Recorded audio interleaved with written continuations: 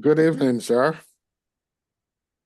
Great. You're all welcome to this evening's webinar. So I think it's about some few minutes to 5 in Ghana. So we'll just give ourselves another 5 minutes and then we can start. And good day to Richmond and then Eugene. I hope you are all doing well. Good day. Yes, I am. Yeah, we're doing. I'll share my video as well. Yeah. Can you see me? Is it clear? Yes, I can see you and it's clear. Good. So we just give ourselves 5 minutes and then we'll start the program. Usually we have some of our colleagues joining in starting late, so we'll give ourselves a few minutes and start. Okay. Sounds good.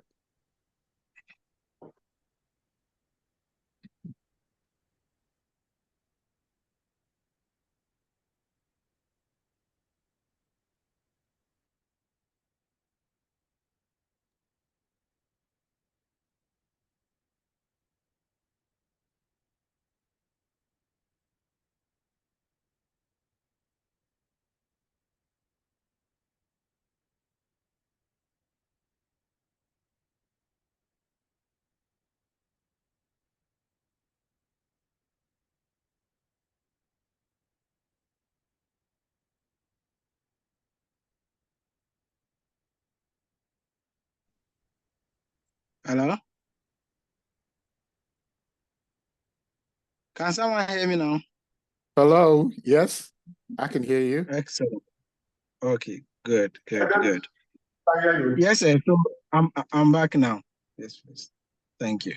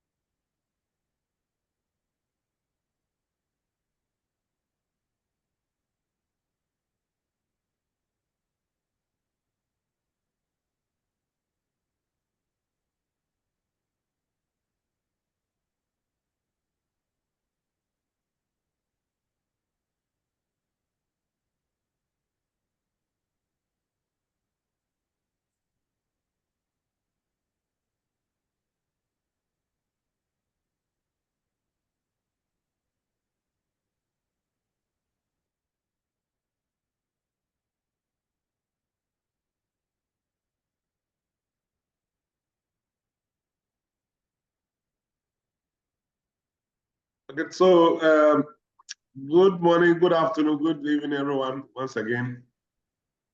And I think we don't want to delay too much. Our colleagues are going to be giving us this webinar from the US, so we don't want to delay too much. We'll do a quick introduction. Dennis. And so my name is Darlington. I'm the chairperson for the Mechanical Agric and Marine Division. And so for this evening's program, we'll have our secretary in the person of Engineer Dennis Anyami, who will be our moderator, MC, for this evening's program. So I'll try and hand over to him so that he will take us through the rest of the program before our presenters come in. So Dennis. Thank you, Chair. Yeah. Thank you very much, Chair. But Chair, before I'll come back to you again briefly before I introduce the presenters. If you can kindly give us the opening remarks or some welcome address, then we can now. I can officially now introduce them to start with the presentation. Thank you, Dennis. So just to welcome Richmond and Dominic. Our topic for this evening's section is very critical in Ghana's economy.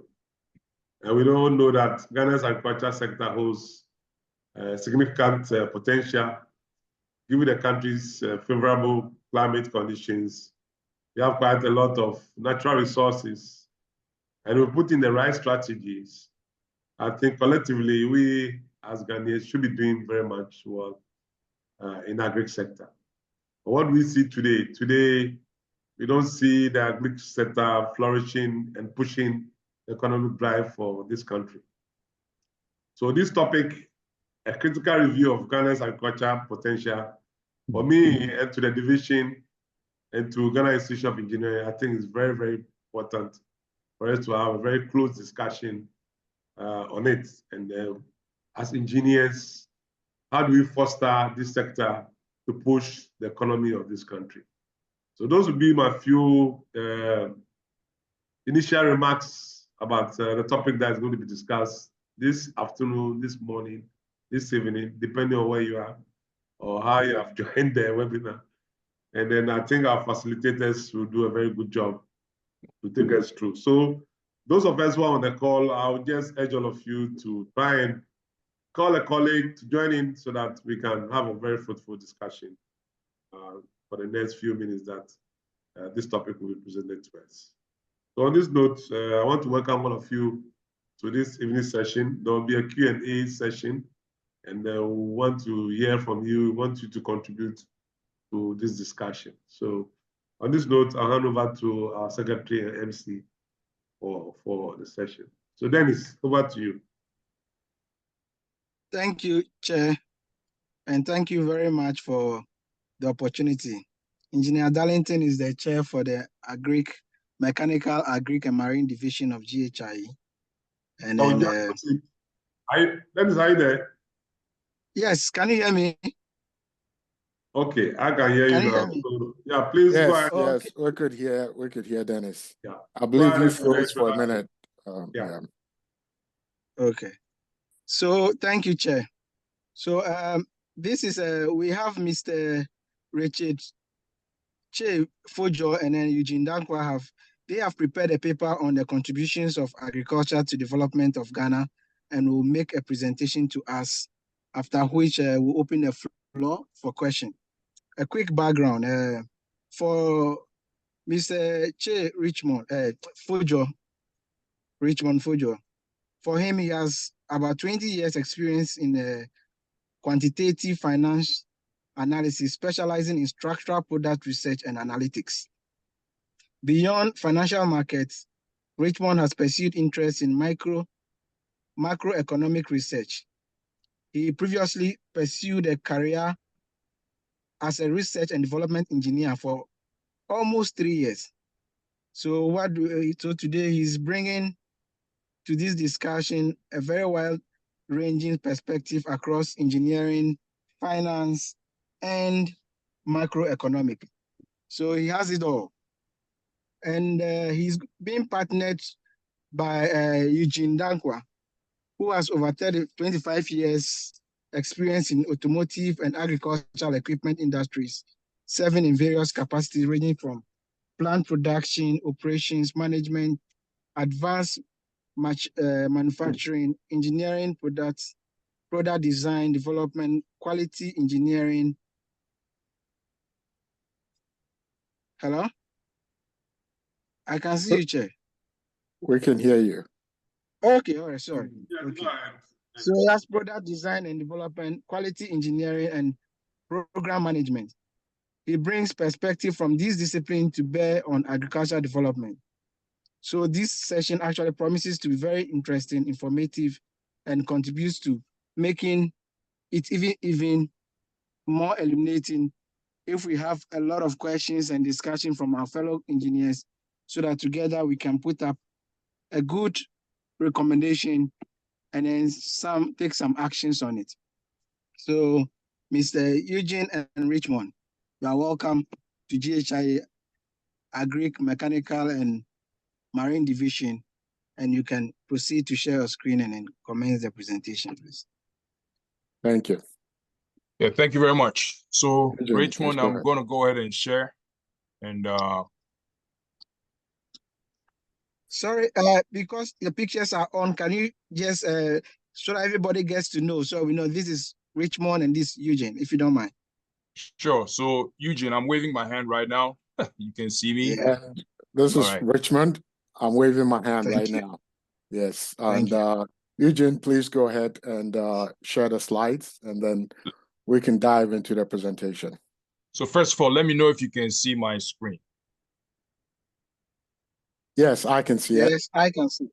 Okay, so I'm going to go into presentation mode, and then Richard, you can roll from there, okay? All right, thank you.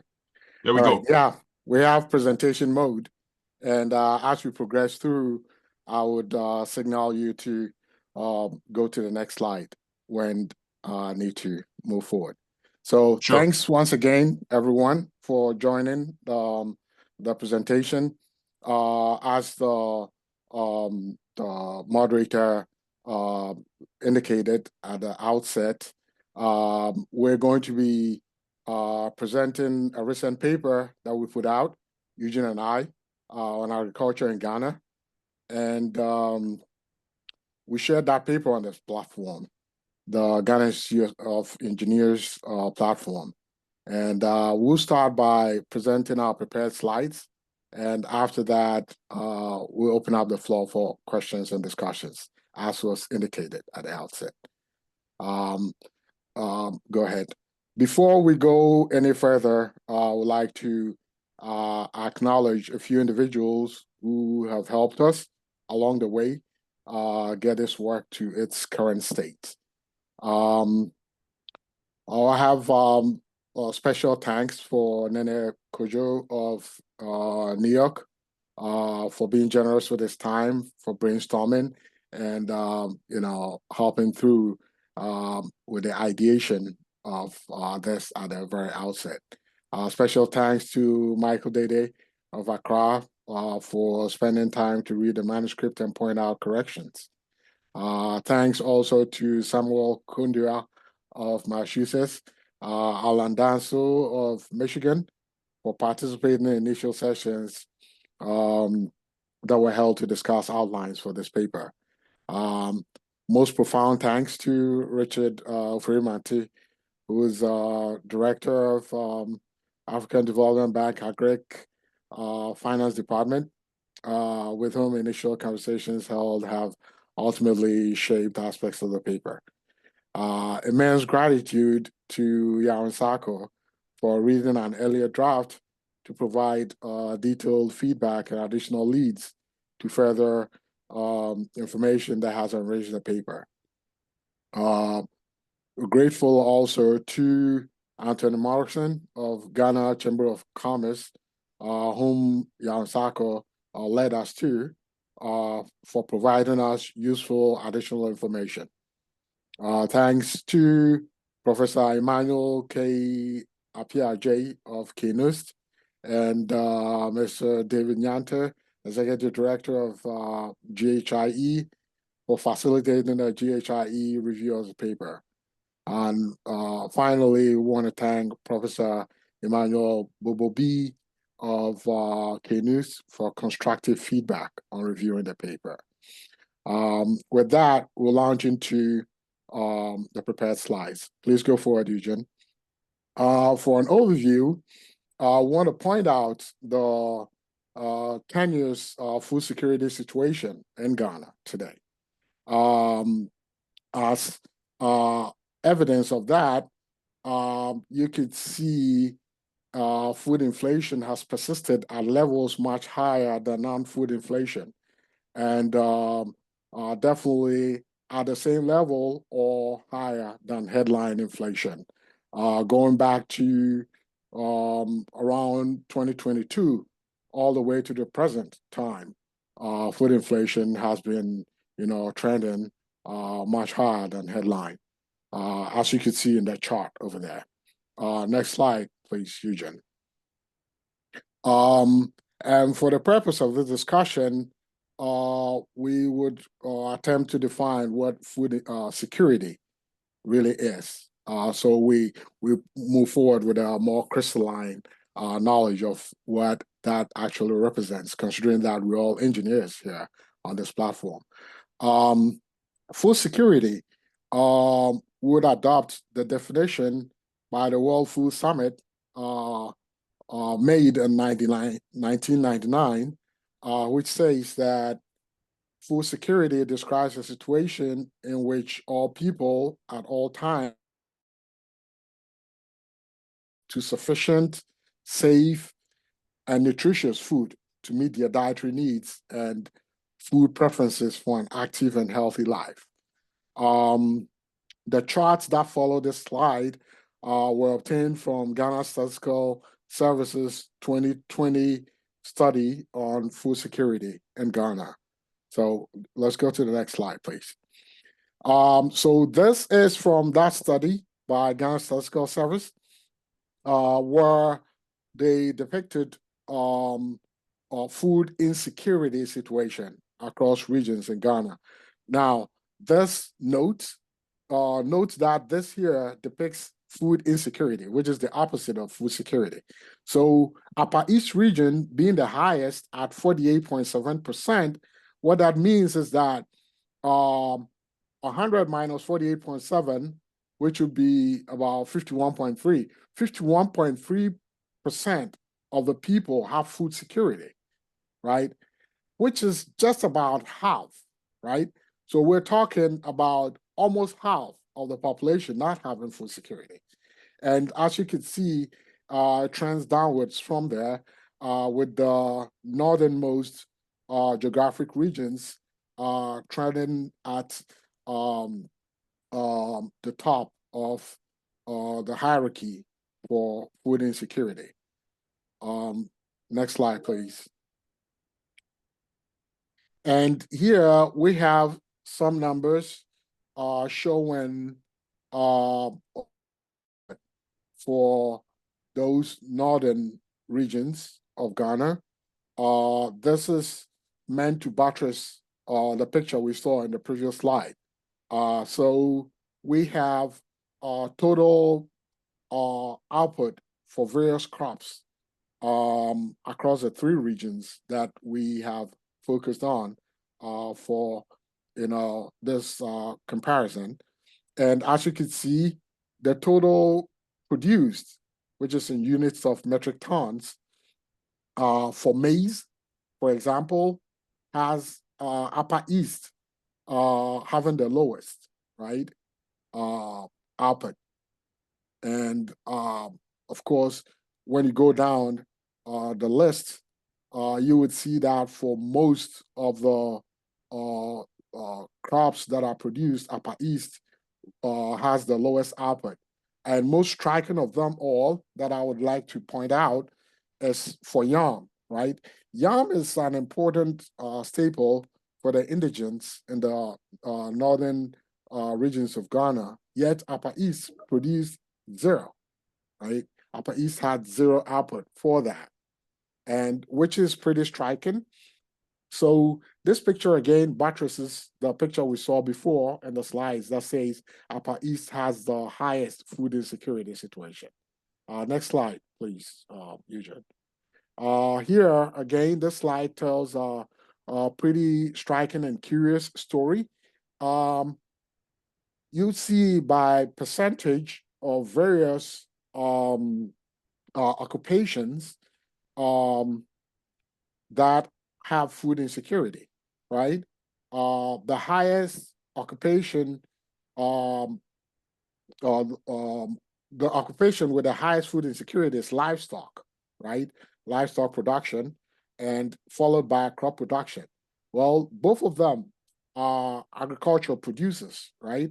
So to think that people in agricultural occupation are the very ones with the highest food insecurity situation is quite ironic, right?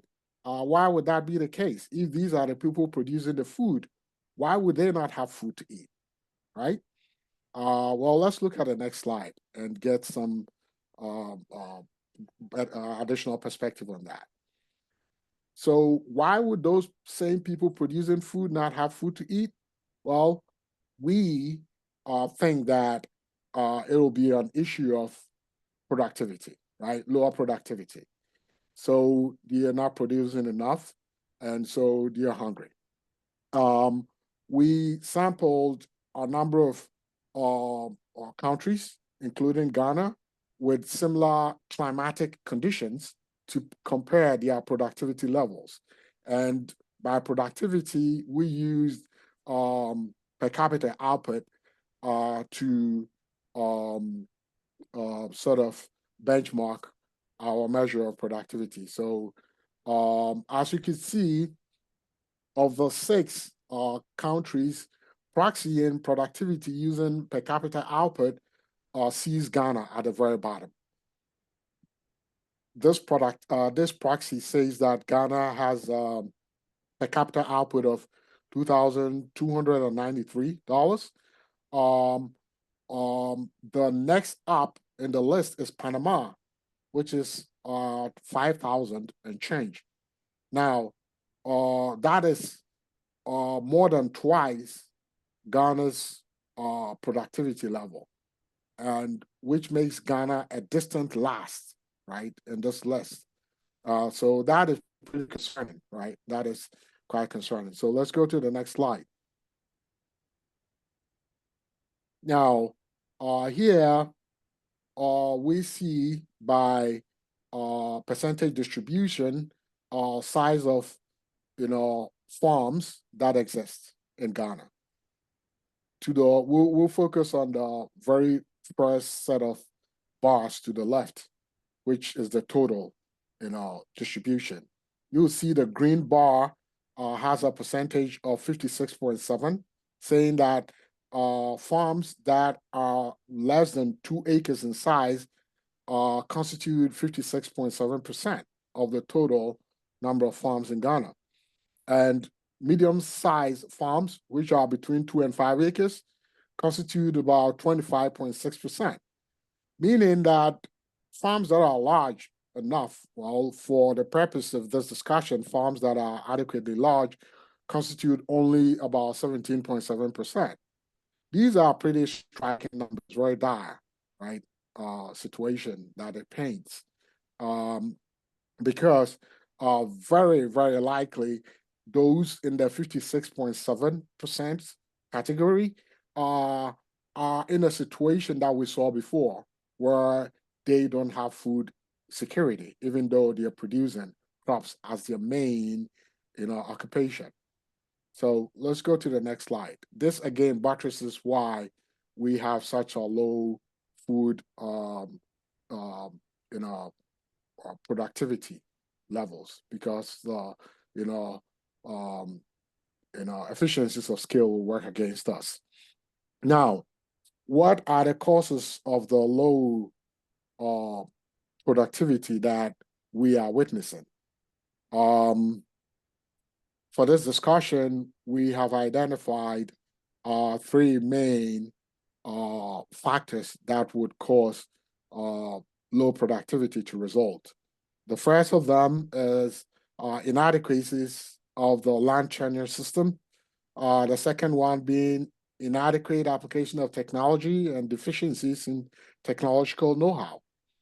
The third will be the lack of requisite logistics infrastructure. For the rest of this discussion, we're going to review in further detail these causes here. Next slide, please. And before we dive into reviewing the details, we'd like to understand what we would gain from increasing agricultural productivity. Well, some of the gains that we could derive from improved productivity include better macroeconomic outcomes. And of course, correlated to that is, economic multipliers that could see gross value added output in the economy increase. So we're talking about, increases in total output, which should increase, the situation for, bulk of the population in Ghana. And finally, food security would definitely improve for the many who currently do not have food security. Next slide. On the macroeconomic outcomes situation, One evidence that we can point to, which would stand to gain from improvements in agricultural output, is the trade balance situation. As you can see in this picture, Ghana has had negative trade balance throughout the period that you see in this picture. And in fact, the record indicates that going back as far as the 1970s, Ghana has had a negative trade balance. What is the trade balance? The trade balance is your total exports minus total imports. So if it's negative, it means you are importing more than you are exporting ever, right? So the y-axis here is the percentage of GDP, right? So at the very bottom, you would see that it goes to a very lowest level of about -9, -9%, right? Now, for -9%, if we have a total import bill that is made up of about 20% in food imports, right? Because currently, Ghana's total import bill is made up of about 20% that is agricultural produce, right? So if that is 1/5, if we're improving, the total import bill by 1/5 by eliminating agricultural imports, that cuts us down by about 1/5 already, right? So assuming if the lowest was even 8, right, -8, right, then 1/5 of that, we're talking about, something in the range of 1.5 to 2 percent. And of course, there are attendant multipliers that could take it very easily up to about 2 times the 1/5, which would essentially be 3/5, which is about 60%. So we're talking about cutting this down by about 60%, which is enormous. Go to the next slide. And this is, capital account picture, right? This is a capital account picture. Here, let me describe a little bit what it means. Capital account is essentially total inflow of capital, let's say funds, right? Minus a total outflow of funds. You would see isolated spikes here at various points, right? There's a spike around 2021 when HIPIC by Kufuor's administration went through. We were retaining a lot of interest payments. There were various spikes as well that could also be explained by various forms of borrowing that we have done. And, nevertheless, the majority of this resides in the negative, region of the graph, right? And definitely, if you're eliminating or reducing your import bill, then you're going to be spending less, or you're going to have lower outflows of cash from your economy, which will also improve this picture. Now, this one taken together with the previous slide tells us that, if we're eliminating agricultural imports, we should definitely get into a situation where we can, have improvements in our, balance of payments, which would mean that our currency stabilizes. And with the stability, increased stability of the currency, we would also, enjoy lower imported inflation, right? So inflation from overseas, which arises from a weaker currency, would dramatically reduce. Next slide, please. Now, in this picture, we see a heat map that shows overall inflation and then broken down into food inflation and non-food inflation. I'm going to focus again on the three northernmost regions, the Upper West, Upper East, and Northern region of Ghana, right? The same ones that we considered when we looked at the food security picture. Here you see that Upper West, which definitely was shown to have greater output than Upper East, has a higher food inflation than Upper East. Now, this dichotomy, I believe, would be explained by worse in a worse situation of motorable roads in Upper West than in Upper East, so that people getting from one point to another in Upper West is a lot more difficult. So even if there is greater output, people still cannot get them, transported across the region. And so at the end of the day, you know, you end up with, higher price instability. Next slide, please. And this is an anecdotal picture showing people in the Upper West region trying to get from one place to another. They have to wade through the river, the Black Volta, in order to cross it to get around from one place to another, which definitely paints a pretty dire picture of motorable roads.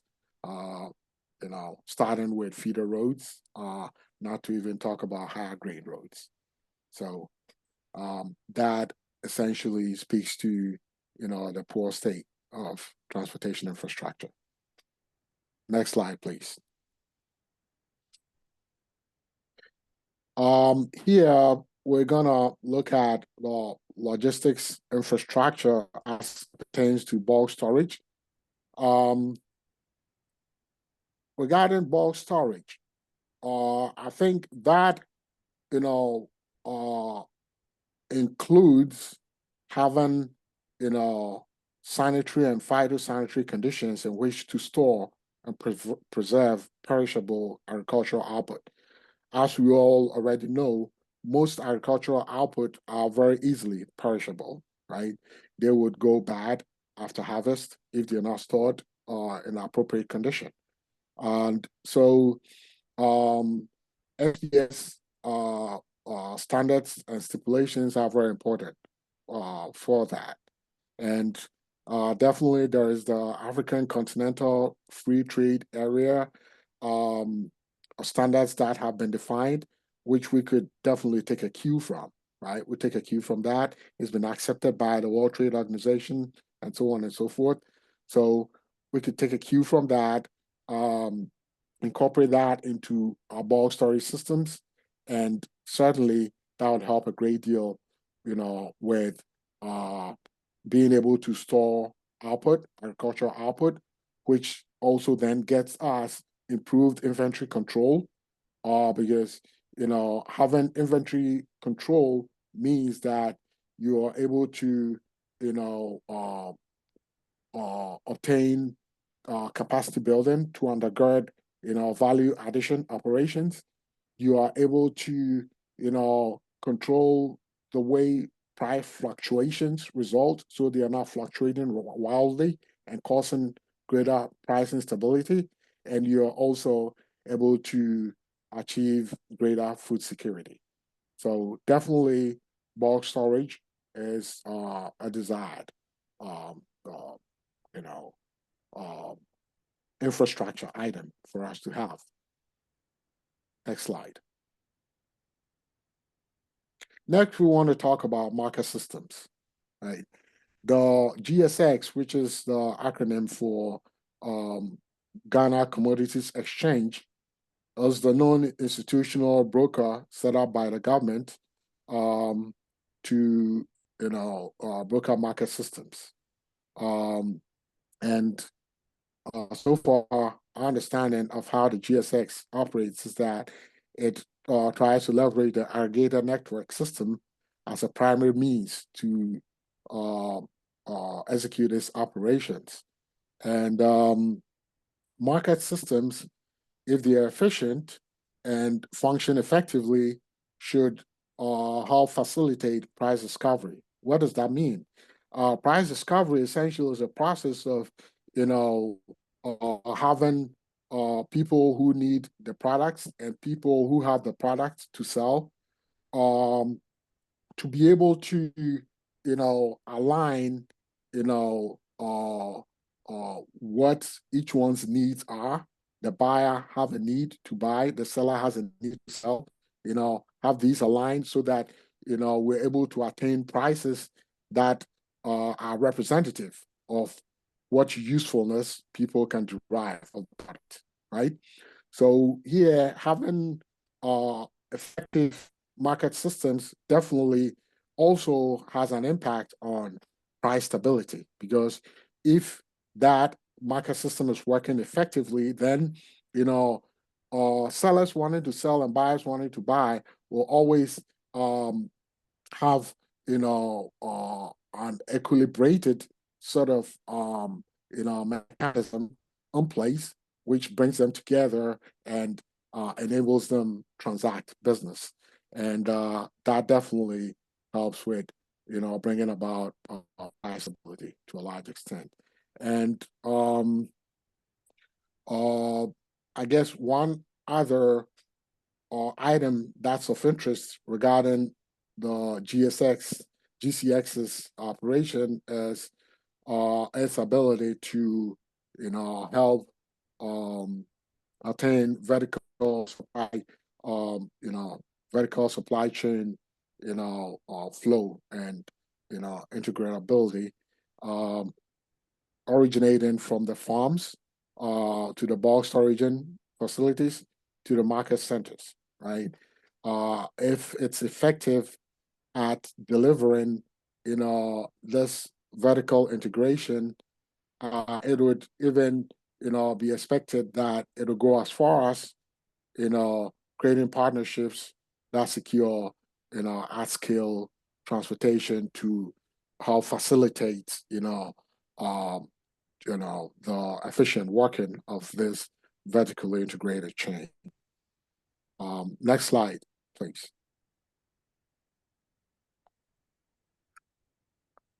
So with that, we dive into at-scale transportation, right? What is at-scale transportation? We'll start with, the three modes of transportation that we are familiar with. These three primary modes are roadway, railway, and waterway. And when it comes to scaling up, volumes that each one can handle, then we get into the issue of their relative efficiencies, right? Now, considering their relative efficiencies, waterway turns out to be the most efficient, as we will see in the slide that follows. Please, can you go on mute?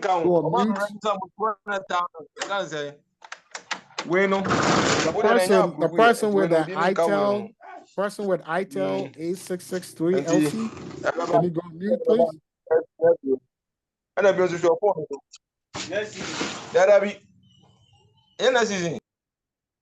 Okay, thank you. So, as I was saying, a waterway is found to be the most efficient of the three, followed by railway, and then finally roadway being the least efficient. And we'll see representations of this in succeeding slides. Now, that said, these things have to be built. Waterway transportation needs to be built. You need canals and, waterways that are able to handle barges. You need railroads that are able to handle, at-scale rail cars and so on and so forth. Various countries in the past that have, revolutionized in the industrial sense have all come to that realization and have built it. From Great Britain in the industrial age Industrial Revolution to the United States and down to most other countries, China and what have you. They all have, means of at-scale transportation. Now, this picture here gives us an indication of the volumes that each type of at-scale transport system can handle. As you can see at the topmost row, a 15-barge tow on the waterway can handle 26,250 tons of goods, right? In contrast, a 108-car train can handle 11,880. Now, if you have two of those, you still come short of what the 15-barge tow can handle, right? And we won't even begin to describe, the roadway equivalent, because that is so small, the largest roadway truck, which is the large semi shown to the extreme right at the top, can handle 25 tons, right? So to get 1,000 tons, you need 50 of those, right? And to get 10,000 tons, you need 500 of those. Now, can you imagine 500 large trailers on the road at a time, right? And even for that, you're still talking about just 10,000 tons, which is less than the 108-car train, right? Which is twice less than the 15-barge tow. So already, you begin to perceive the relative efficiencies, even by sheer volume of, the equivalents. And at the very bottom row, you also see how much space each one occupies. The 15-barge tow occupies a quarter mile, 208-car trains, which still can carry less than the 15-barge tow, occupies 2.6 miles, right? Which is what? About, more than 10 times what the 15-barge tow occupies. And again, we won't even go into the equivalent for the roadway space occupancy. So that again, I believe, provides a stark sense of, the relative efficiencies of these individual modes of at-scale transportation. Let's go to the next slide. So what resources do we have available in Ghana to handle at-scale transportation? Well, when we speak of waterways, you can see that we have the Volta Lake right there, and we have barges that ply that waterway in various forms. And as you can see, crisscrossing the map,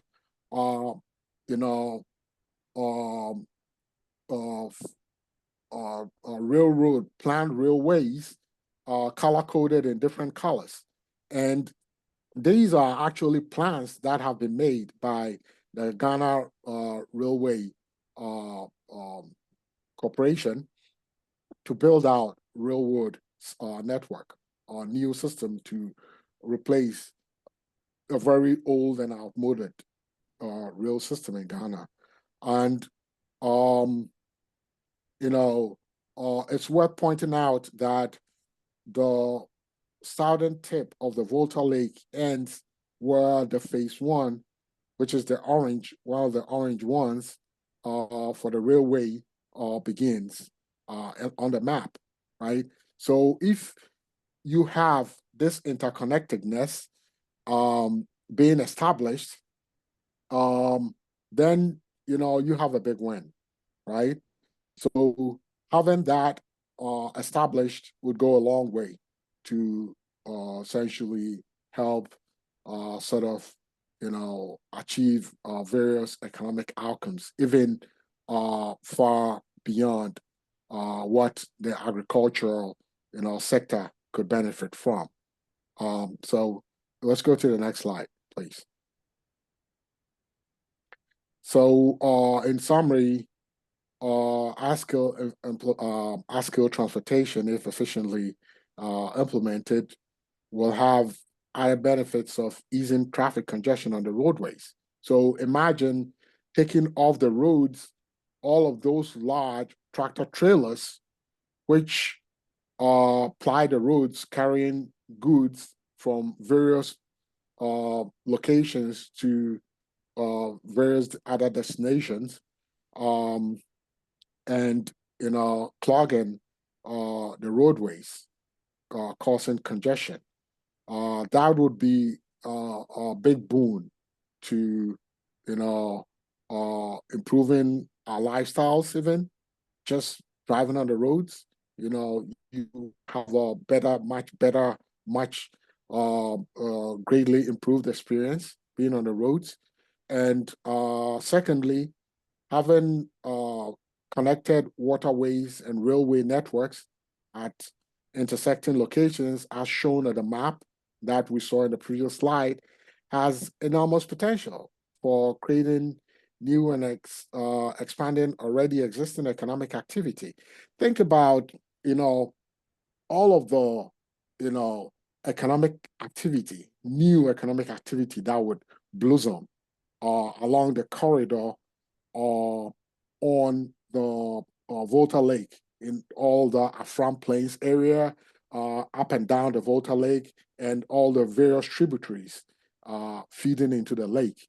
If you have railroads that help extend the motorability along the waterway, way and beyond into other areas of Ghana, right? What that means is that all of the economic activity that goes on in that corridor and produce output can have this produced output shift to most other remote corners of the country. And at the end of the day, that is how you get your output to market, and essentially, make sure that you get the most economic bang, if you will, economic utility out of all of that. And that is only just talking about what it does for the local domestic economy in Ghana.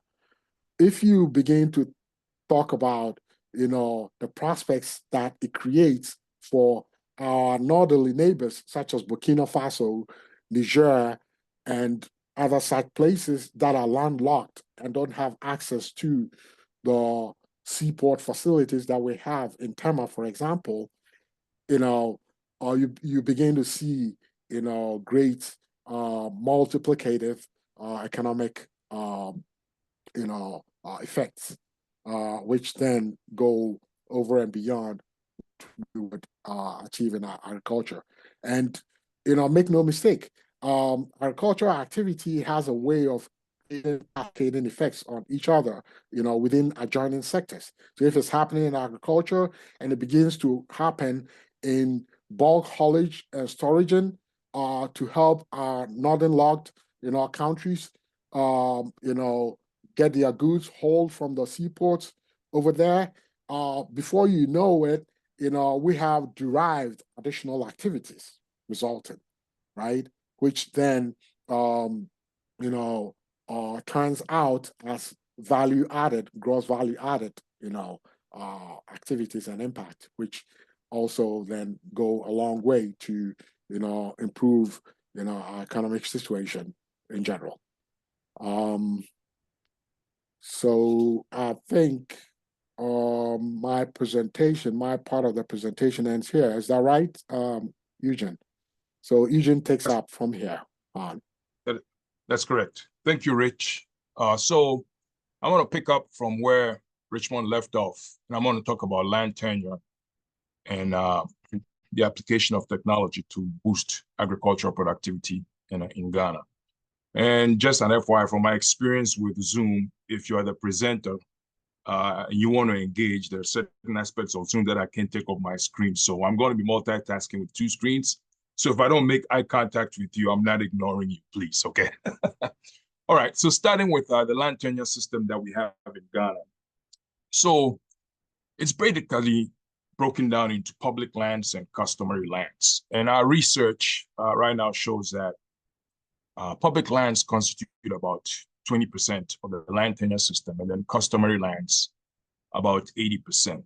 And out of the public lands, we're looking at lands that are owned by the state, which is roughly about maybe 18%, and then vested lands. This is land jointly owned by the state and families. And then on the customary side, we have land owned by families, clans, and then we also have land owned by stools and skins. So if you look at agriculture, right, one of the first things that comes to mind is land. Obviously, the food that ends up on our table ultimately comes from what? The earth transforming itself into a produce, and then it's processed whatever way before it ends up on our table. So the use of land is very key when it comes to economics. We all know about the factors of production, right? Land is the most significant one. And if it is not well managed, right, there are a lot of inefficiencies and other things associated with it. So if land is not well managed, definitely there are challenges when it comes to agricultural productivity. So there are 5 categories of interest of land in Ghana. The first one is the alloidial interest. And this is the highest title recognized by law.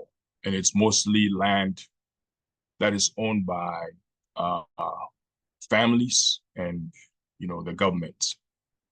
And then after that, you have the customary freehold, where interest that individuals have in land is taken from their alloidial owners. And then you have customary law freehold, where strangers or people who have interest in the land, being community members or strangers, can actually acquire land from the alloidial interest holders. And then you have leasehold, including subleases, where land is leased for a specific duration. And then after that comes customary tenancies. Now, if you look at agricultural use of land, our research, according to 2017-2018 Ghana Consensus of Agricultural's National Report, when it comes to agricultural use of land, currently about 52% is freehold, 23% is through inheritance. We have 8.9% attributed to sharecropping, 7.8% renting, 4.1% leasehold, 2.1% trusteeship, 1.8% due to squatting, and then 0.2% due to other arrangements. Now, another thing that kind of struck us whilst we're doing our research is legal documentation of land. So according to that same report, currently about 83% of land, agricultural land used for agricultural purposes, has no legal documentation associated with it. That is very striking. 13% has complete legal documentation, and roughly about 3.2% has partial legal documentation. So recall what I stated earlier, right? That land use and management is a core for agricultural productivity. So if you have a situation where 83% of the land that is used for agriculture, you can't demonstrate any kind of legal documentation, that is a cause for, alarm. So there are some challenges pertaining to land use. The threat is we have a tenure system in Ghana. It's very fragile. It's something that we really have to address if we want to boost, productivity in agriculture, and not only in agriculture, but other sectors of the economy right now. Right now, it's an ailing system. And I'm pretty sure that everybody can attest to it. And this may be due to a variety of reasons. We weren't successful in addressing this during independence, and it's festered and lingered over a long period of time. And right now it's getting to a point where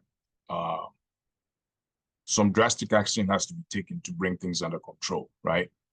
So apparently we've not been successful in integrating customary and statutory systems of land ownership. It's not been very successfully done. The customary system tends to rely on community values, which, in all honesty, is eroding with time. And then the statutory systems are bogged down with, court-related issues due to inefficient land administration systems that we have in place. So what has all of this resulted in? Litigation, endless litigation. So there's widespread litigation and conflicts arising from the need for land, greed, scarcity, and also increase in land values. The type of disputes that we have taking place are land administration disputes, where land is transferred without proper records, land tenure disputes, and then disputes over land boundaries. The court system is rife with cases like this, okay?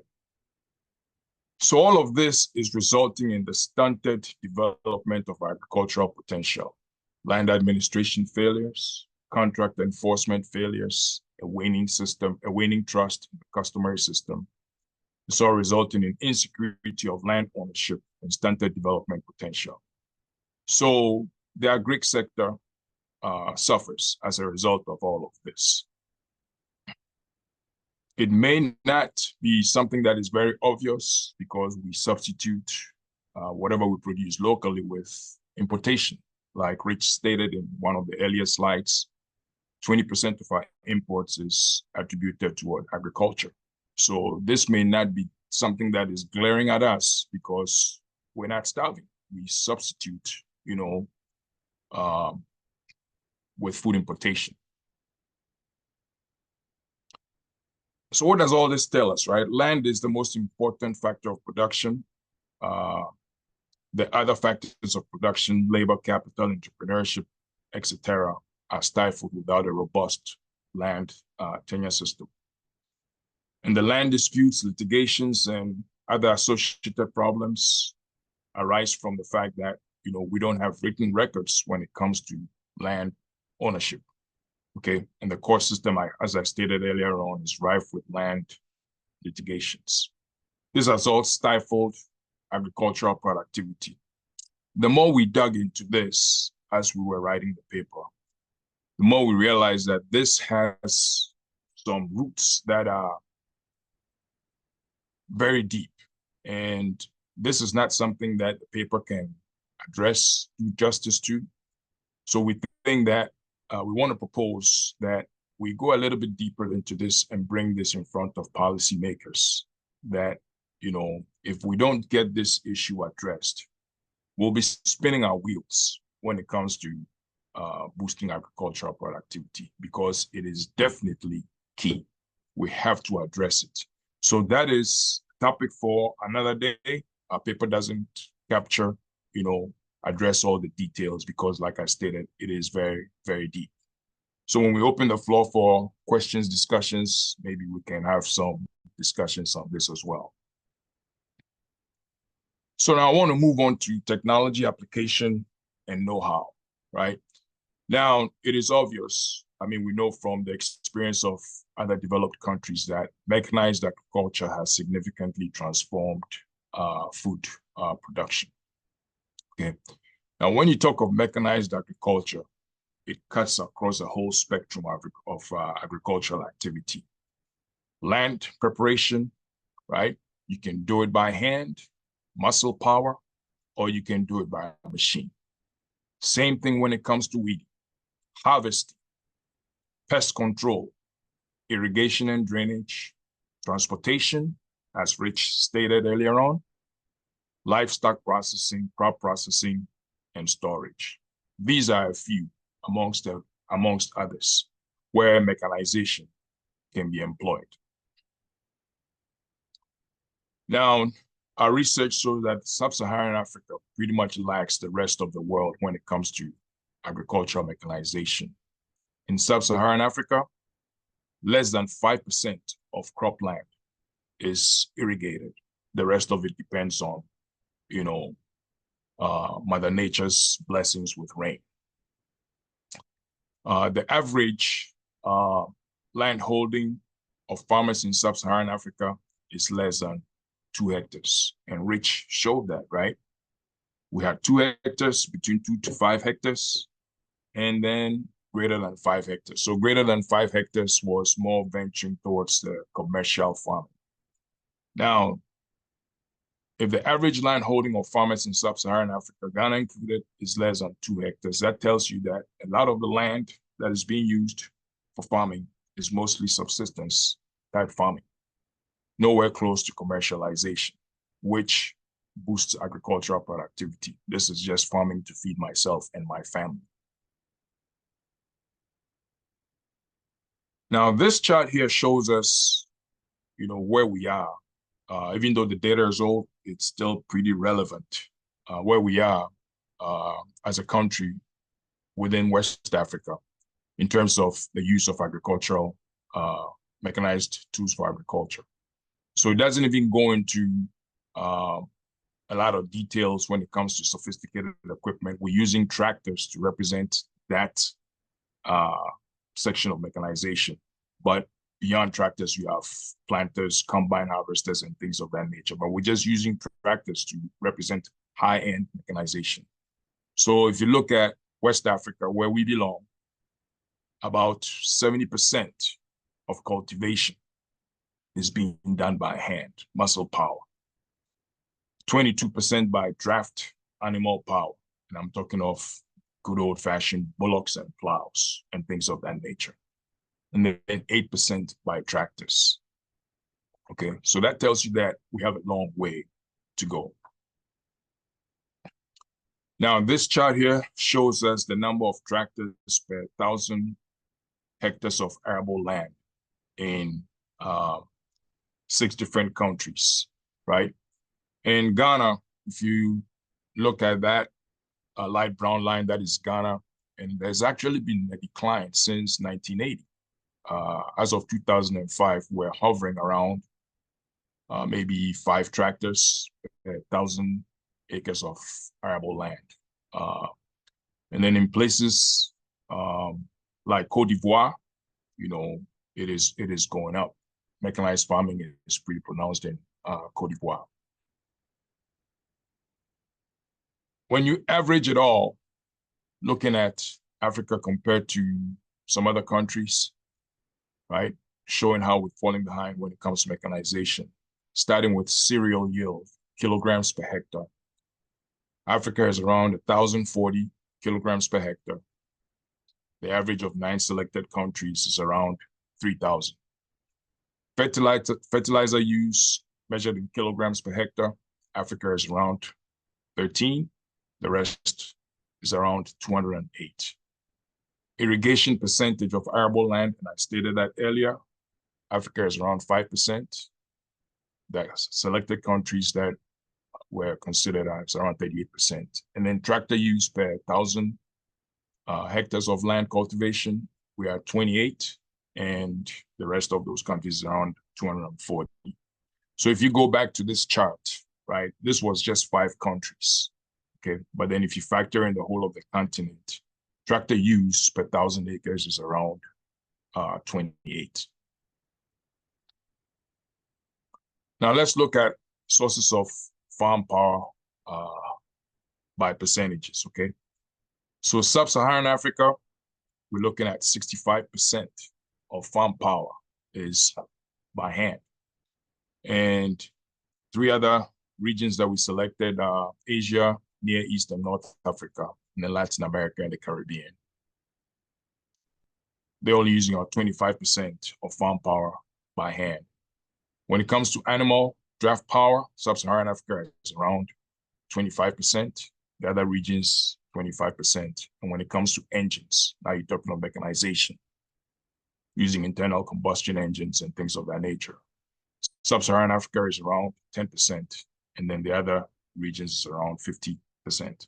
So this gives us an indication of where we are from a mechanization standpoint. Okay.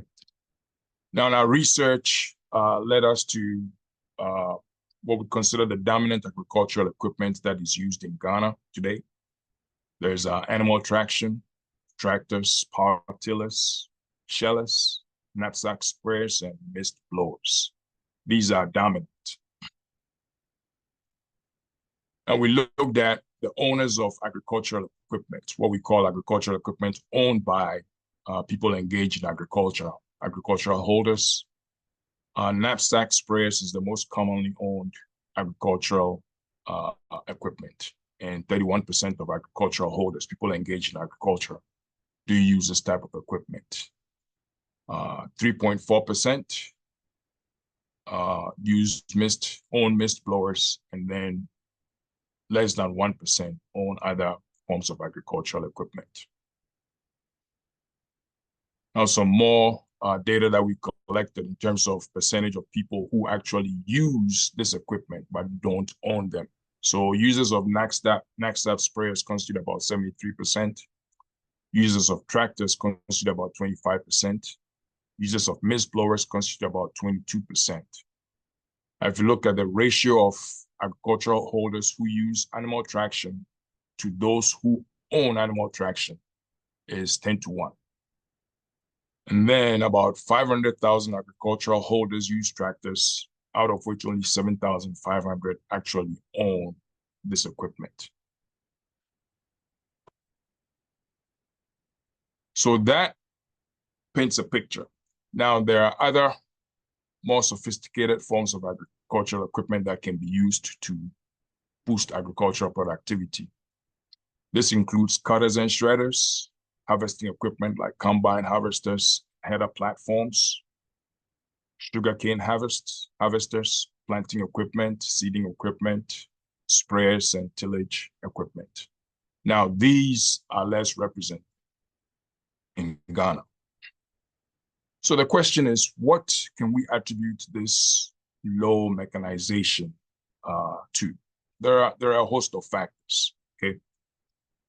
The very first one is the actual demand for mechanization. What is it that drives the demand for mechanization? Is it something that we have understood very well? Or do we go for mechanization simply because of the fact that it boosts agricultural productivity, okay? So the population is increasing, the demand for agricultural products is increasing, but yet still the demand for mechanization is not really keeping up, right? If you get to a point where the ratio of land that is cultivated to labor available for cultivating the land is high, you know, that is an indication that agricultural mechanization is something that has to be implemented. But as I stated earlier on, we may not have well understood the need for it, and it's an area that we have to dive deep into to understand the need for mechanization, because it is ripe, but we are still not there yet. Or is it because of the fact that, you know, we are actually importing food to supplement what is produced locally, so these things are not basically a priority for us at this time? Another aspect of it is lack of agricultural equipment demand, okay? So if you have majority of farmers cultivating land that is 2 hectares or less, right? Mostly subsistence farming, what is the incentive to acquire mechanized equipment? Whereas if you're cultivating land that falls in the category of 5 hectares or more towards the commercial aspects of farming, we should be looking at mechanization. But then this may be due to the fact that the land tenure system itself does not lend, you know, the opportunity to be able to acquire large parcels of land that will drive the mechanization. Is it also because of the fact that labor is relatively cheap? So we don't see the need for mechanized equipment. And I've stated that last but one bullet point points to the fact that we may be overlooking this because we are supplementing what is locally produced by importing agricultural produce. Another aspect of it is if you were to invest in mechanization, mechanized equipment, what is going to be their utilization rate? And then also the potential to generate income from using that equipment by renting it to other farmers. So these are a few of the factors that may be driving low demand for mechanization. There's obviously more to it that can be explored. And then you look at the supply side of mechanization. Is it because of the dependence of foreign-made agricultural equipment? That is definitely a part of it. And most of that equipment is not that cheap. Large upfront capital cost of agricultural equipment. If you look at a combine harvester, for instance, you're talking of an equipment that could cost as much as $250,000. That is not taking the front end of the equipment into consideration, just the machine itself. And this is out of the reach of most farmers, okay? Lack of credit facilities for farmers to purchase agricultural equipment is also something that could be taken into consideration. And then also the know-how to operate this equipment and then how to maintain it. That is a factor. If we don't have the know-how, and then if something breaks down and you have to depend on some spare parts coming from outside, that could shut your operation down for an extended period of time. Why would you even invest in mechanized equipment? Now, this chart here is showing us some of the things that drive the need for mechanized equipment. Now, I'm looking at farming system at the very top, right? Now we're going from the very first column is hand power all the way to four-wheel tractors. And when we talk of four-wheel tractors, it's just not the tractors itself. We're talking about advanced agricultural mechanized equipment, okay? So if you tend to have land that is more forest fallow, bush fallow, or grass fallow, there's a tendency to cultivate mostly by hand. Whereas if you shift towards annual cultivation, where you have the discipline of, a certain part of the year, you are preparing the land for cultivation, you are seeding, you are irrigating, and then you are harvesting consistently on a year-by-year basis. That tends to make farmers consider mechanization, okay? Another thing is if you look at topology, tree cover, let's look at tree cover, for instance, right? In areas where you have a high tree cover, mechanization is less prevalent, but low tree cover, mechanization is more prevalent. If you look at the very bottom, I'm not going through everything, I've just highlighted a few of them. If you look at the very bottom, under socioeconomic conditions, farm sizes for sure, small farm sizes tend to favor more hand and animal draft power, and large farms tend to favor highly mechanized equipment. Labor costs. If labor cost is high, there's a tendency to use mechanization. Now, if energy cost is high, there's a tendency to use hand tools and animal traction, animal draft power. Now, this chart shows traditional steps to go from human power to mechanization, but we are past that point of trying to go from basically handheld tools to animal power before we go to sophisticated equipment. I think we should be able to leapfrog and go straight to more sophisticated equipment. Now, this chart here shows us some sequences for adapting mechanization. So it kind of ties into the chart that I showed 2 slides earlier. So when you look at the intensification level and then the sources of power, coupled with functions of mechanization, right? If you have a situation where you have low forest and bush fallow, or medium short fallow, which favors more of the, subsistence farming, sources of power tends to be human, and mechanization is pretty much non-existent.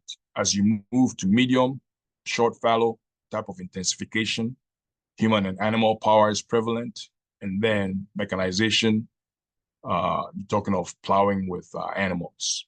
Now, as you move towards high cultivation, which is having the discipline of cultivating land every year, going through the various steps, sources of power drifts to more animal and machine.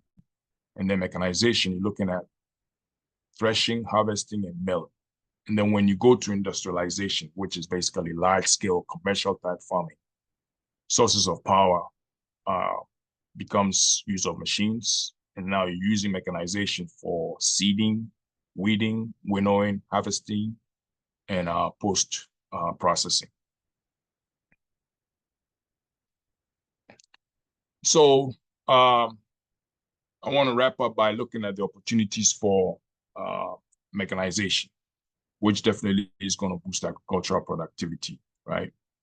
I think we have to study the farming system intensity that we have. A lot of it is subsistence farming, but shifting from that more towards commercialization is going to drive this. Market access for the agricultural products, availability of labor and wages. If labor is readily available and wages are cheap, chances of us adopting mechanization is fairly low. And then also utilization of equipment.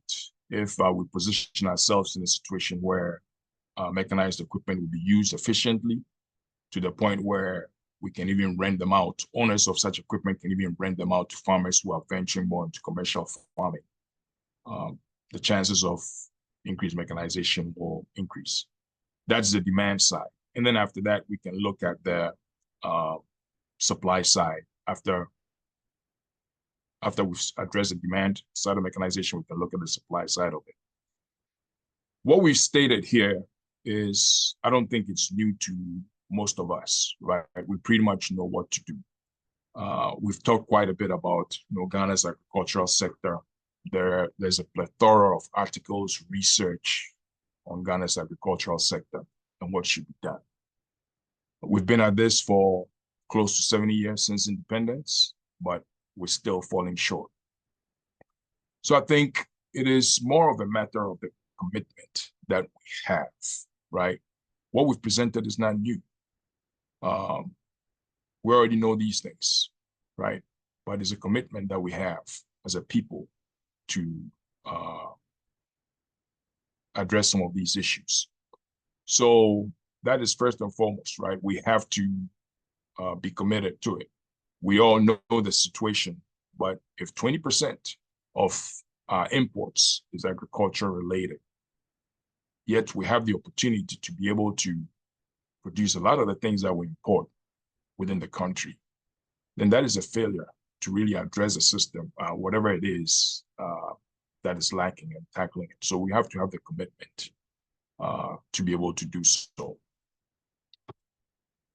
So we want to conclude here with these points. Rich, you want to take the first one?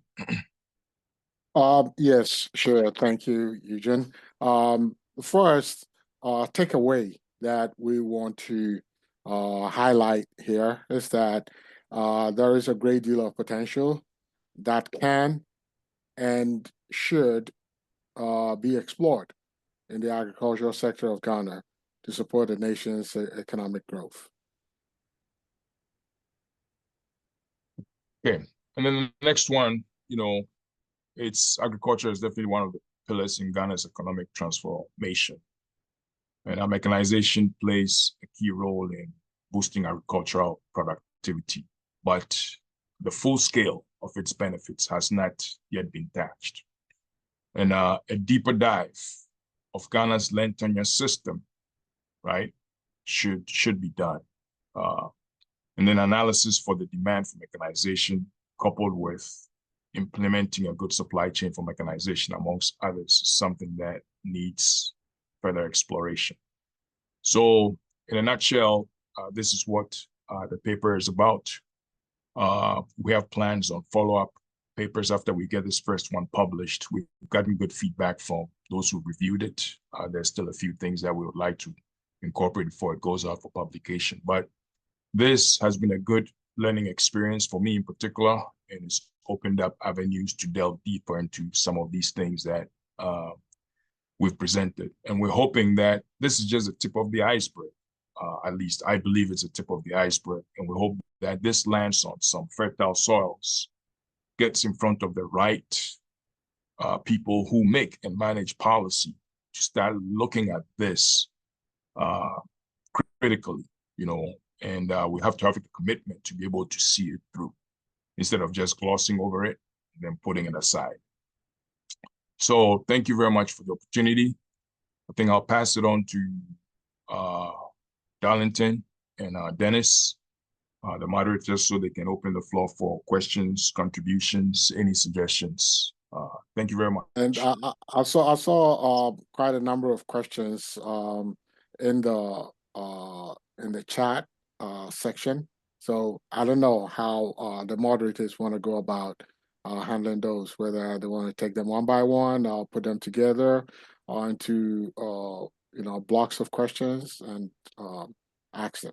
So yeah, we're open for questions now. Thank you. Thank you, Richmond and Eugene. That was a very good presentation. As you rightly said it, there are a number of questions in the chat box. So we'll begin with that for the time being. I don't know whether you guys would like to take it one by one, or I should read a couple of them. Then you go about it. Go ahead and modulate. Go ahead and you can pick them one by one, determine which ones you want to bring to the floor, okay. And we'll handle them that way. And then also, anybody who wants to chime in should feel free to do so. I've seen others raise their hands as well. So if there are any comments, anybody who wants to chime in can do so as well. Yes. So we'll take about 2 or 3 questions from the chat box, then we'll listen to maybe two or three people who have raised their hands, then we'll go back to the chat box again. So let's start with the chat box. Kwesi wants to know if do our current plans include, just a moment, do our current plan include or have any synchronization with our neighbors and the sub-region? That's the question from Kwesi. Richmond? Eugene, yes, I'll go ahead, and then Eugene, once allowed, you can add on to it as you please. I believe this relates somewhat more closely to the at-scale transportation infrastructure aspect of the presentation, where we talked about our neighbors in the landlocked regions benefiting from transportation resources that we put in place. If my understanding of it is wrong, please feel free to chime in and let me know. Is that right, the questioner? Okay, so I guess I'll take it from that perspective. Well, let me start by saying that one of our own engineer, Divine Kutu, I believe, is heading up the department within the Railways Corporation that's running the Phase 1 rail, rail line that was recently completed. I think it's from Impakadan to Tema, and had an opportunity to speak with him briefly the other day, and he intimated that indeed they had conversations with folks from Burkina Faso who were interested in using the rail line to obviously together with the waterway to haul their goods to Burkina Faso, and they actually had gone as far as wanting certain degree of exclusivity to certain aspects of it. So if that is any indication to go by, then definitely there is interest in our neighbors, by our neighbors, to also leverage this infrastructure. And whether we are interested in engaging them to discuss further modalities by which they may or may not use this infrastructure, I guess that falls squarely in our own laps, right? And if I were making those decisions, I would really, want to take a more comprehensive approach where, assess from a strategic standpoint what collaborations could be had with these neighbors to, sort of, come up with a financial planning approach, which then, sort of provides a foundation from which, this infrastructure could be scaled up even further, right? So determine the opportunities that exist with the use of infrastructure, and then determine how these opportunities could be brought about by identifying funding sources that could be tapped to make that happen. So I think these are just two considerations that should be taken into account when we think about first of all having these resources in place, and then also maybe thinking about essentially engaging our neighbors to determine whether they'll be interested in, also leveraging them and, setting forth the modalities for the relationships that we put in place for how, they actually get to use these things. I hope that helps sort of shed some light on that question. Yeah. Eugene, do you want to add anything further? No, I think you've pretty much covered it. I think all of this should operate under the ECOWAS umbrella. If it can be strengthened, that's how I can see, taking our neighbors into consideration, more of a regional type of approach. That's right. about it. And by mention of that, actually, there's also the African Continental Free Trade Agreement, Yep. which, I believe will have provisions under which some of these sort of relationships can be wrought, and essentially, guidance for how they progress sort of, put in place. So there's definitely frameworks, available policy-wise to a certain extent, right? That provide us, that provide a linchpin for how we develop details to inform, further engagement. Excellent. So I'll take the next two questions. Then after that, we'll go to those who raise their hand. The second one is from Eddie. His question is, do we have any economic evaluation analysis with statistical data and detail for similar at-scale transportation or infrastructure development executed within Africa or elsewhere, to be able to put all these analysis into perspective and what is the value added after all, or overall, sorry. Then Benjamin also wants to know what are some of the effective strategies for optimizing agricultural land used in areas facing rapid urbanization. So after these two, then we go to those who have raised their hands, and then we'll come back again to it. What was the second one? I mean, I got the first one. The first one was statistical data of, to prove that this has been successfully implemented somewhere. And then the second one was? The second one was effective.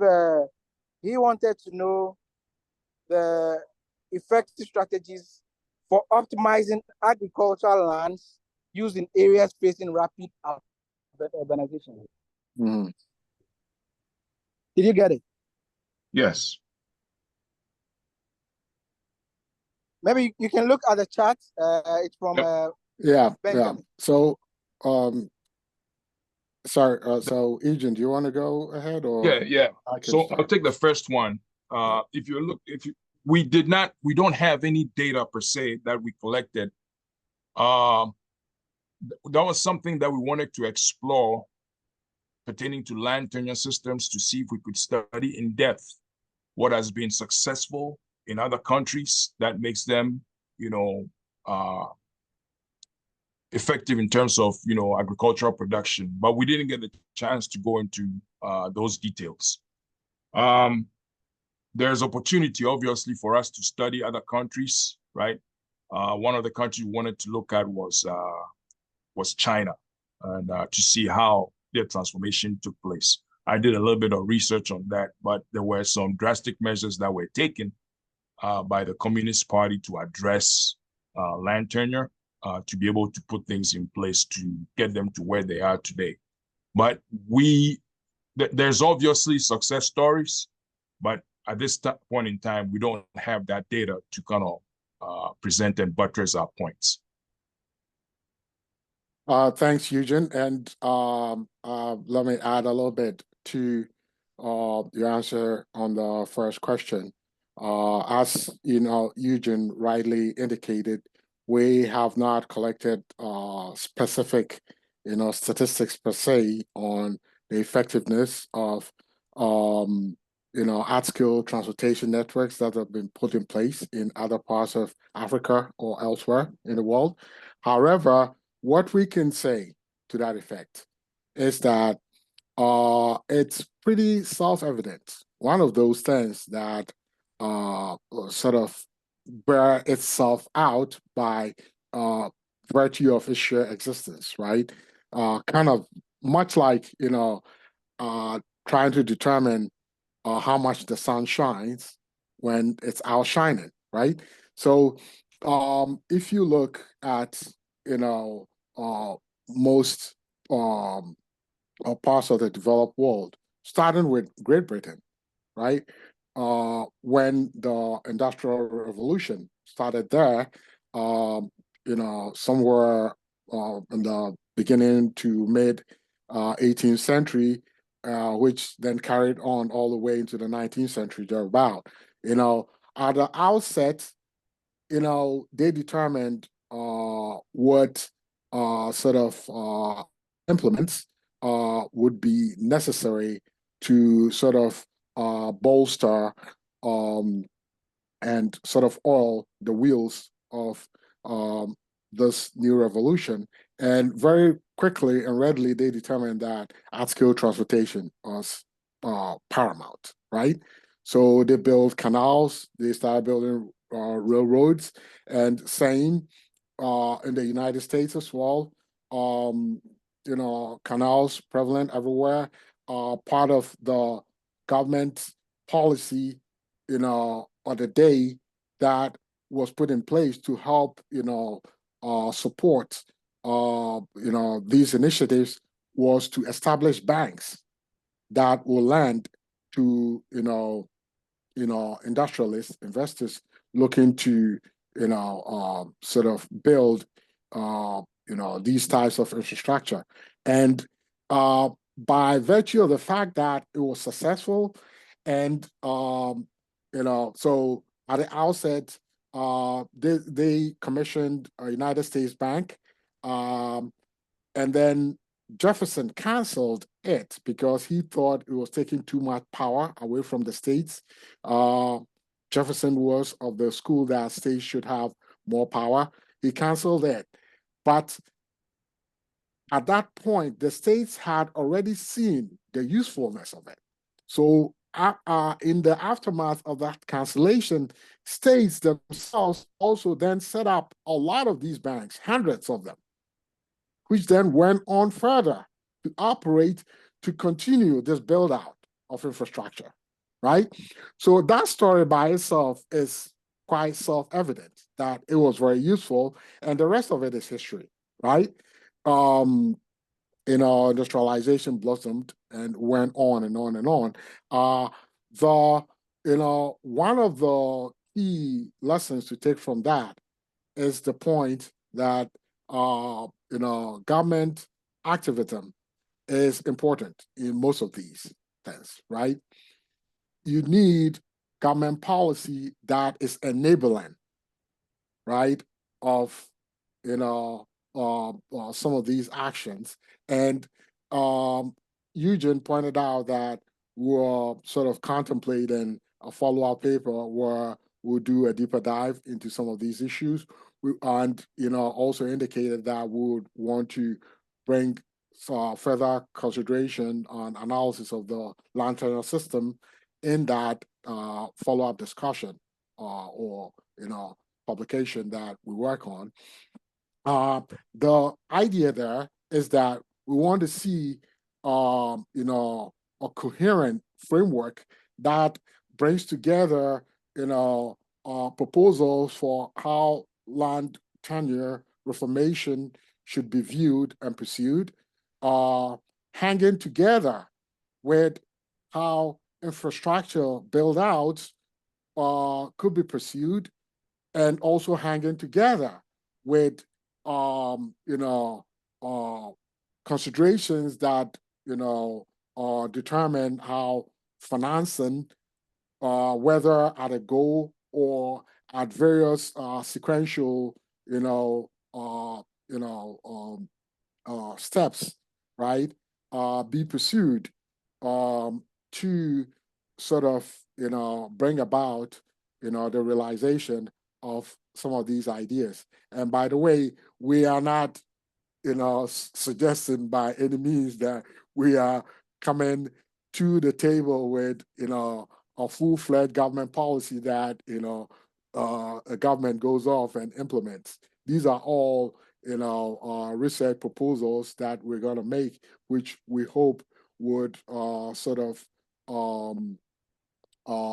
stimulate some further thought on some of these issues, and thought that ultimately leads to actual solutions that get implemented. So yeah. So just to add on to what Rich said, and in the interest of time, we'll make the answers real brief. So he pointed out a few things, right? But first of all, the land tenure system of the United Kingdom, right, was fully intact before that industrial revolution kick off, which happened over 200 years ago, right?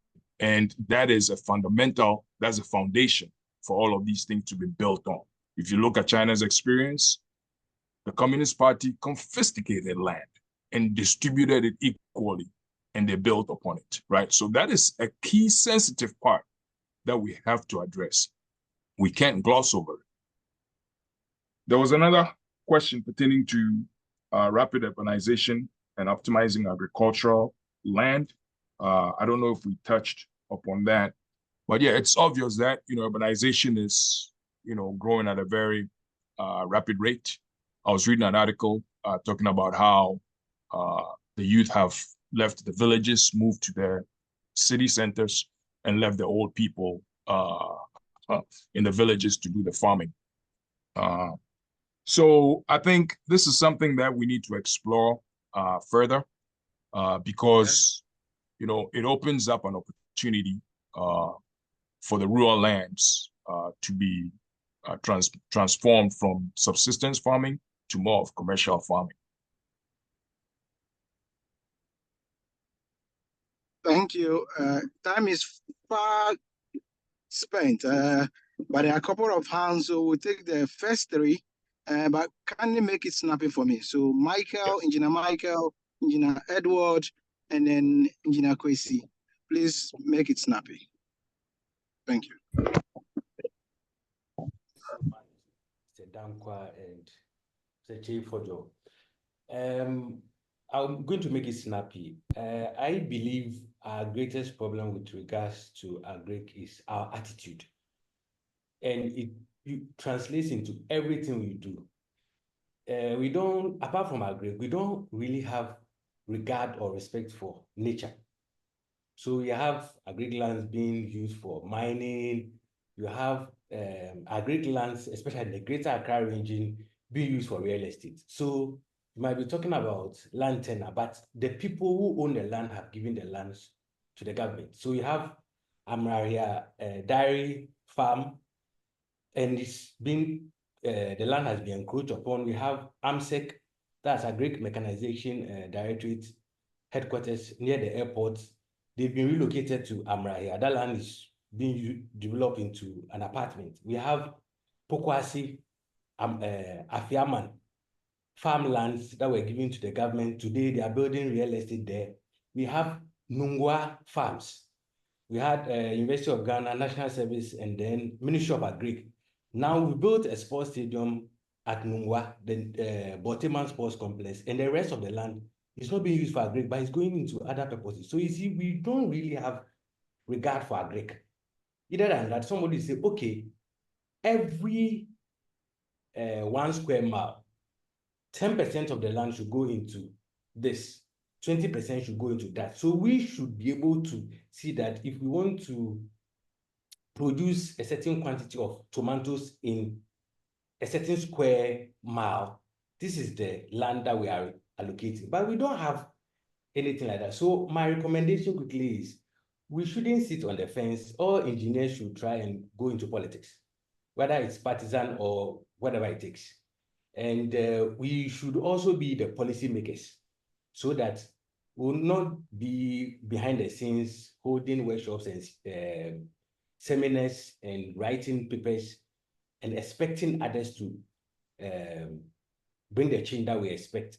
And the sad aspect of it is that Ghana's Meat Marketing Board premises is a church, Word Miracle Church, Perez Chapel, Jowulu. So you can tell, even the church is part of this problem. I wouldn't want to continue. I want the... Yeah. So, Michael, I'll respond real quick. And I empathize And with... Eugene, I guess you need to set up your political party, so Michael will manage it for you. Yeah, but I would have loved that we say ask the other questions before you respond so that we can move a little faster. So if you don't mind, can you note it down? And then let's have Engineer Edward and then Kwesi ask their question. Then you can come in. Yeah. Hello, can you hear me? Yes. Yeah. Eugene and Richmond, thanks for the good work. My question is, as regards your research, what you done presented to us, do you think we have a problem with yield? In that direction, the issue of GMO, do you think is an option that we can adopt for food security? Do you think it's an option that we need to consider? Yeah, thank you. I'll take that question, Eugene, if you don't mind. Okay, that's fine. I'll address the first one. You take the second one. And then there was a third one before we start responding. I think that's what Darlington was requesting. That 3 questions in a row, and then we'll respond. So, Darlington, there was a third one, right?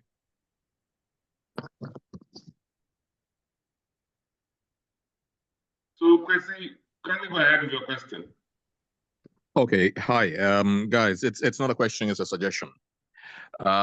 These papers are wonderful. The push by the government is great, but I'm wondering if the Institution of Engineers has great linkages with the Institution of Engineers in other countries, our neighboring countries, Ivory Coast, Burkina, so that you can have like-minded people talking and then making proposals to those who can actually effect those changes. So maybe that's a ball to roll in the Institute of Engineers lab. And secondly, for the land tenure problem, it's almost an intractable problem. It may need a sword to cut out this knot. But I also suggest in that case that engineers who are in policy right now, or even us engineers who are not into the Institute of Engineers, begins conversations with the chieftaincy bodies. The reason I say this is this in agricultural revolution can take place within a decade. We can see yields and productivity go up tenfold within a decade. There are lots of countries. I give China as an example. They need food. They've got the money. They've got some of that mechanization technology. We pull them, their funding into this, let this investment be sub-region wide, so there's a more long-term investment. We could change this story in less than a decade. You know, I know in the US they are buying lots of farmland and planting their stuff and sending it back to their country. Yeah, we could do a 50-50 thing. They fund half the stuff, we keep half the stuff for ourselves, and we export the other stuff. We would have increased our GDP and at the same time feeding our people. So yeah, a great connectivity between the institution of engineers here and those in the other countries, and then also internally we need to talk to the chiefs and then sort this land tenure thing and then get our ball rolling. And with regards to political parties, yes, I recommend it. All our engineers should go into NDC and NPP and then go and disrupt those places. I really think we should do something. Anyway, thanks, guys. Okay, thank you. I'll respond. Where's your party card, Kwesi Ahima? Oh, I'm traditionally, if you look at my family history, I should be NPP. But these days, they are Omonyade. So right now, I'm independent. All right, so Eugene, go ahead. Take the first question. I'll take the second one, and then we'll go. I'll respond to Engineer Michael Kujo's question about the attitude of Ghanaians and the need for us to migrate from seminars, papers, things like that. I really empathize with what he said, right? That we have an attitude problem where we don't respect nature. But if you drive it down to the core, I think the Ghanaian has lost his or her identity. Because if I were to eat an apple or a banana, 3 hours after that, that apple turns into me. Where did it originate from? The very earth. So this body of mine is nothing but just an outcrop of the earth. The earth is nurturing it, and eventually it will go back and nurture the earth. That is a fact. If you have this identity at the back of your mind, under no circumstances would you do something like Galamsey to pollute the very water that is sustaining you. It is short-term thinking. And it is originating from the fact that identity-wise, I think we've lost it. We don't know who we are and our connection to nature. And that is part of the challenge. So as engineers, right, maybe we talk about these things, but that should be part of us, right? We should also know who we are from an identity standpoint to be able to address these things. And unless that clicks, there's not going to be any change. Right now, Accra has nothing like a natural park for you to just go sit under a tree to cool off. Tell me, besides Achimota Forest, what else is there? And even that is under threat. So it's a loss of identity. And that, in my opinion, is the crux of the matter. Rich, yeah, you can we should let let some of these notions inform our land tenure policies that we ultimately put together, right? So if you have this quote unquote identity, sense of connection with Mother Nature, then whatever policies you put in place to inform what you do with your lands should reflect that identity you have. Anyway, to the second question regarding yields, do we have problem with crop yields? In the paper, we had two different sets of tables. One in which Ghana was at the tail end, the very bottom of yield rates for certain crops, and on another table we had Ghana at the very top of the class of countries producing certain crops, in terms of yield rates, right? So we have both. We have areas, especially for the tubers, right? Crops that are tubers, roots, right? Quote unquote roots, tubers. Ghana does really well. even without lifting a finger, so to speak, right? Because there is very little technology that we've applied there, whereas other people have applied, lots of technology, right? So in the areas that we're doing poorly, we can do a lot better by, applying technology. In the areas that we are already doing really well, we can leave the competition way behind by, again, applying technology. So definitely there is a great deal of potential for us to, increase our yields, whether we're doing well or not in that particular crop segment we consider. Now, regards the question pertaining to GMO, I would say that is something that we leave to, researchers, technical researchers in the field. There are various opinions regarding GMOs. In Europe, they don't like it. In the US, it's prevalent everywhere you go. So there are varying opinions. And so I think to get to a decision about what is done with the GMO approach would be one that sort of is driven by what policies we put in place and what guardrails, are implemented, which are themselves informed by our research initiatives to look into, these issues. So it's not something you can just lift a finger and, say, hey, I like it or I don't like it. You must essentially do some work and get informed about it. I hope that answers the question, the second one. Yeah. Thank you, Richmond. Yeah. Thank you, Richmond. Yeah. Thank you, Edward. And then Michael, can you please lower your hand? For Engineer Salifu, Engineer Frank, please, I'll be back to you again. Let me take the questions some of the questions in the chat box, and I'll come back to those who have raised their hands. So the next question, or the next three set of questions, the first one is from Salifu. Oh, you raised your hand too. Okay. Unlike the Asian tigers, where the Green Revolution was fundamental policy strategy implemented to ensure increased food security, Ghana faces significant food and nutritional security challenges at the household level. What role can engineering play in immediately boosting crop and animal amid the controversial surrounding GMOs, whilst also considering all related interconnected factors? And then this is actually directed to you, Richmond. This other one is from Sophia Tijani, that's our Vice President for GhIE. He said there has been increased research in the area of agri-tech. The universities may be able to help with a modern recent data on tech application in agriculture. That's more of a suggestion telling you probably we can collaborate more with the universities so they get you a more recent data.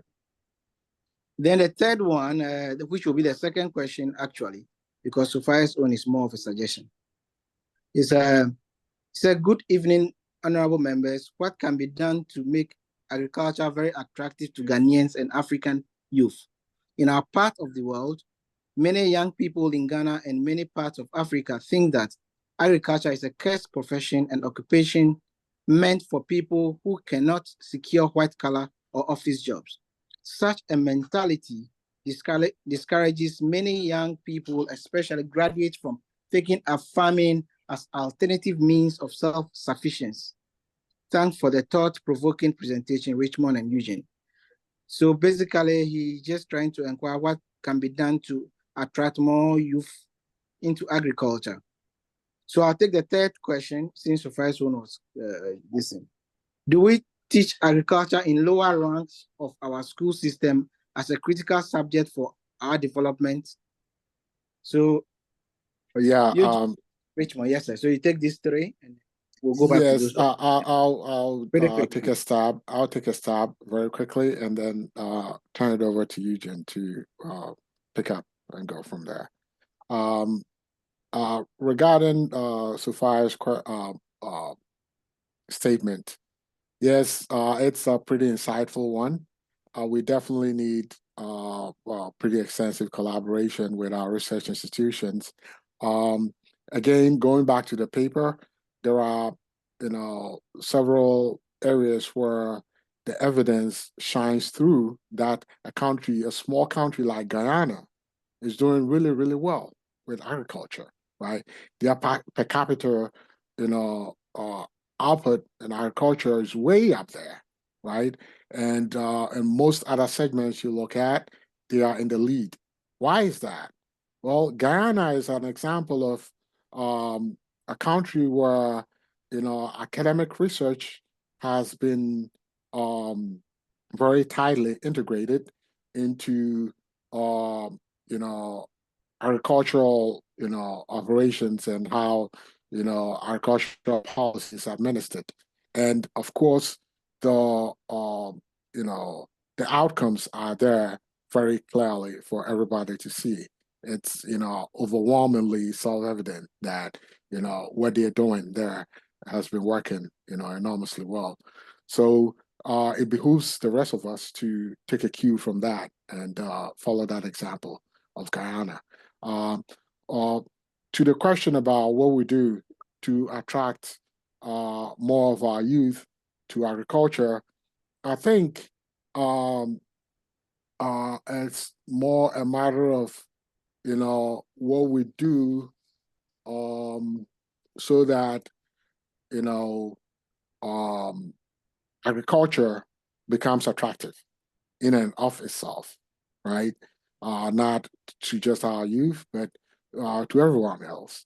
That starts with education, but education is just, the beginning. It cannot do very much if you tell people, hey, you keep drumming it, going to agriculture, but at the end of the day, the outcomes in agriculture are not that great. Then, you would have lied to the people to begin with, right? Because you told them to go into agriculture, for no, reason at all to hang one's hat on. So I think that we should, put in place policies that make, pursuits in agriculture yield, great results, yield, great productivity, sort of outputs, and in so doing, make it attractive for young people to sort of undertake professions in that area. So, for example, if you have, a financial framework in place, which, ensures that, people employed in agriculture, and let's start with the entrepreneurs in agriculture, right? Entrepreneurs in agriculture are able to, pursue sort of, business initiatives that yield great dividends for everybody else, not just themselves, but also the people they employ to work for them, then definitely everybody will want to go, work for, someone doing work in agriculture, and also entrepreneurs who have the latitude to engage in entrepreneurship would want to go into agriculture. So it all comes down to the fruits that agriculture bears, right? So that is what I have to say there. And Eugene, maybe you might want to add more. Yeah, I'll just add a little bit to the making agriculture part of things attractive. I'll even dare to say that the educational system that we took over from the British is very dysfunctional. It produces cogs like me and most others who just fits an industrial machinery that is supportive of the Gudgesberg economy that Ghana's president was talking about when he was first inaugurated into office back in 2016, 17, thereabout. Okay, it produces cogs that just fit an industrial machinery, and it amplifies professions like law, engineering, medicine, etc., at the expense of the very fundamentals that our survival depends on. So that whole thing has to be, in my opinion, I don't want to sound like a revolutionary, but we have to gut it out and implement something that really works for us. And agriculture is number one, because if you can't feed yourself, there's absolutely nothing else that you can do. That is my honest opinion. So we have to look at it from an educational standpoint. And then pertaining to the question on what can engineers do, comparing what happened with our Asian tigers, the Green Revolution, and what can engineers do, the only answer that I can give to that is we have to influence national policy. But it's just not engineers influencing national policy, right? It is engineers with character. So that's what I stated when I ended my presentation, my part of the presentation with, do we have the will and the commitment to do it? Yes, we call ourselves engineers, but do we really have the character? We should have the character go into policy making and then make those changes, not get there and become corrupted or infected like most people. Interesting. Thank you. So we'll take the last batch of hands raised, and then after that, I'll take the last questions. Engineer Frank, can you unmute and then ask your question?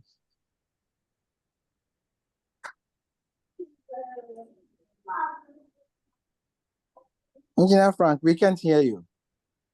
I noticed you have unmute, but we can't hear you. Now? Okay.